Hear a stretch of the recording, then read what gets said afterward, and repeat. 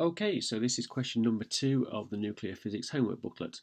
So in question number 2, we're first of all given a diagram, and it shows the apparatus that Rutherford used to investigate his Rutherford scattering, where the alpha particles are fired at gold foil. So you've got your chamber here, gold foils in the middle, your alpha source is directing alpha particles over here, and your detector can move up and down like that.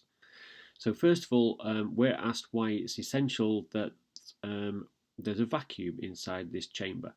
So this is, if you go back to question number 1 of the homework booklet, this question we've already answered. So it's exactly the same answer. So the reason there's a vacuum in there is to prevent alpha particles being scattered by the air molecules. So this is 2 marks. So you get 1 mark for basically saying why it is. So basically what happens to the air particles, and secondly, by what? So by the air molecules. Um, we're then asked what observations support each of these conclusions. So in part 1 and part 2, we're given 2 conclusions. We have to match up the observations or the results of the experiment with the conclusion that Rutherford came up with. So in part 1, Rutherford said that the nuclear radius of gold is much smaller than the atomic radius. In other words, the nucleus is really small compared to the size of the atom. How do we know this? Well, there's little or no deflection of the alpha by the vast majority of the alpha particles. In other words, lots of them just keep on going straight through. So you get 1 mark for that, and 1 mark for saying that most of the alpha particles had no deflection. The second conclusion that Rutherford came up with is that most of the mass of the atom of gold is contained in its nucleus. Well, how do we know that? It's because some of the alpha particles are scattered through really large angles. If the mass was kind of spread out, then you wouldn't get scattering through really large angles. So this observation supports this particular conclusion.